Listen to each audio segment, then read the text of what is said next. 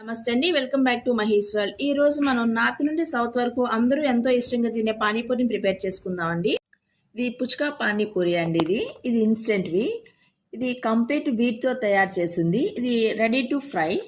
దీనిలోనే పుదీనా వాటర్ కలుపుకోవటానికి వీలుగా మనకి పౌడర్ ఇస్తారు. అలాగే ఇది 200 గ్రామ్స్ అండి. దీని కాస్ట్ వచ్చేసి 119 ఉంది. ఇది నాకు ఆఫర్లో 1+1 తీసుకున్నాను. జనరల్గా పానీపూరి స్టఫింగ్కి బఠానీ తీసుకుంటారండి. అయితే నేను కాబూలీ సనా తీసుకున్నాను.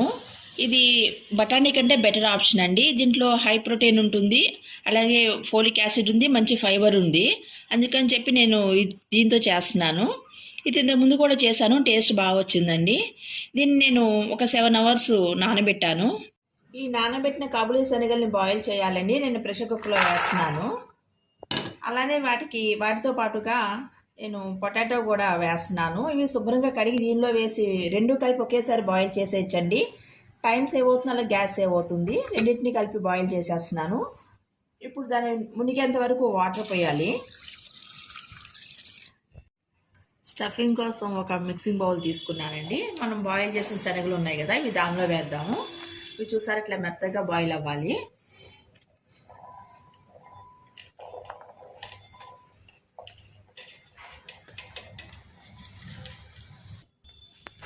ఈ శనగలను కొంచెం క్రష్ చేసుకోవాలండి. అలానే మనం బాయిల్ చేసిన పొటాటో ఉంది కదా, అది కూడా దీనిలో వేసేసేయాలి. మరీ ఎక్కువగా మనం స్మాష్ చేయకూడదు, మెత్తగా అయిపోతుంది. దీనిలో టేస్ట్కి సరిపడిన సాల్ట్ వేయాలండి.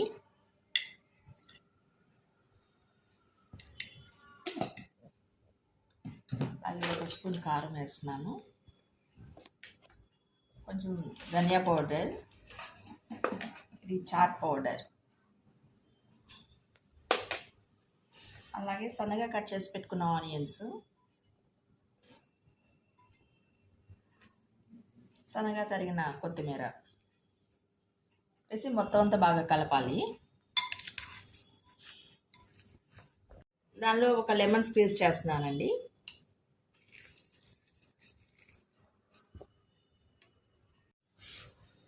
ఈ నీళ్లు శనగలు బాయిల్ చేసిన నీళ్ళు అండి. ఇవి తీసి పక్కన ఉంచాను.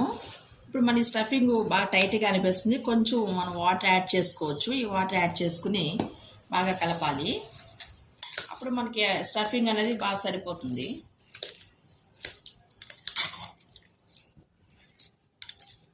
పానీపూరి ప్యాకెట్ ఓపెన్ చేస్తున్నానండి.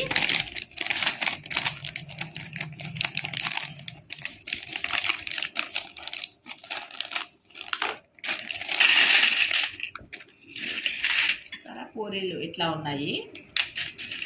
అందులో మనం పానీ కలుపుకోవడానికి ప్యాకెట్ ఇచ్చాడు. ఈ ప్యాకెట్ మనం వాటర్లో కలుపుదాము. పూరి నియర్లీ 60 వరకు ఉన్నాయండి. ఇవి పానీ కలుపుతున్నానండి. 2 స్పూన్ల వరకు వేస్తున్నాను పౌడరు. ఇది ఓపెన్ చేయగానే మంచి మింటి ఫ్లేవర్ వచ్చింది.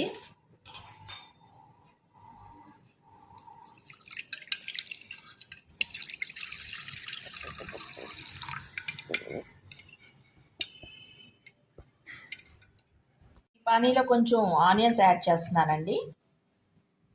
కొంచెం కొత్తిమీర యాడ్ చేస్తున్నాను. ఇంకా నేను వేరే ఏమీ యాడ్ చేయలేదండి. అదే టేస్ట్, సాల్ట్ అంతా అది సరిపోయింది. కొంచెం స్వీట్గా ఉండడం 1 స్పూన్ షుగర్ వేస్తున్నాను. పాన్ పెట్టానండి, ఆయిల్ హీట్ అయింది. పూరీలు ఫ్రై చేస్తున్నాను.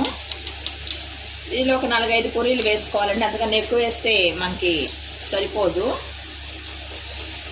పొంగటానికి వీలుగా ఉండదు.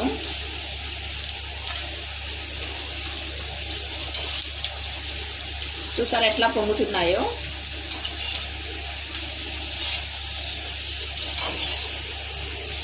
ఆయిల్ హీట్ అయిన తర్వాత వేయాలండి, లేకపోతే బాగా పొంగవు.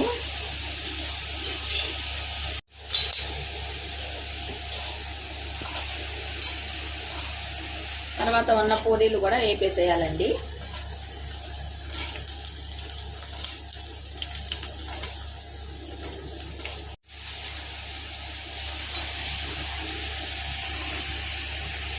మరీ ఎక్కువసేపు ఉంచితే నల్లగా అయిపోతాయని తీసేసేయాలి.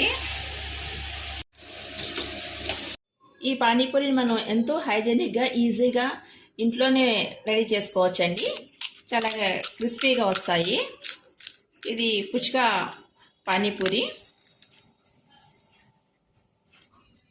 మనం అన్నీ ప్రిపేర్ చేసుకున్న తర్వాత ఇలా పానీపూరి స్టఫింగ్ పెట్టాలండి. పానీ వేయాలి, అలాగే ఆనియన్స్, కొత్తిమీర, అట్లా భుజియా. ఈ ఆలు భుజియా వేయటం వల్ల ఇంకా ఎక్స్ట్రా టేస్ట్ వస్తుంది. ఇలా హోమ్మేడ్ పానీపూరిని అందరూ ఎంతో ఇష్టంగా తినొచ్చండి. బయట బండి దగ్గర ఎట్లాంటి వాటర్ వాడారు, ఎలాంటి ఆయిల్ వాడారు అన్న భయం లేకుండా మనం ఇంట్లో ప్రిపేర్ చేసుకుని తినొచ్చు. ఇలా ప్రిపేర్ చేసిస్తే పిల్లలు కూడా ఎంతో ఇష్టంగా తింటారండి. ఈ పానీని ఇట్లా గ్లాస్లో వేసుకుంటే మనం సర్వ్ చేసుకోవడానికి వీలుగా ఉంటుందండి. ఈ పానీపూరి రెసిపీ మీకు నచ్చింది అనుకుంటున్నాను. నచ్చితే లైక్ చేయండి, షేర్ చేయండి, సబ్స్క్రైబ్ చేసుకోండి. Thank you for watching.